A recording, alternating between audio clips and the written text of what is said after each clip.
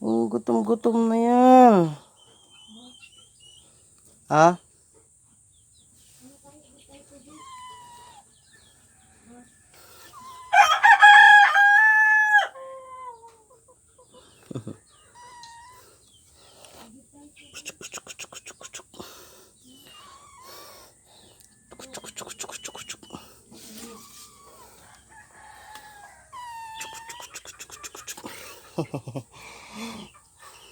Ang cute.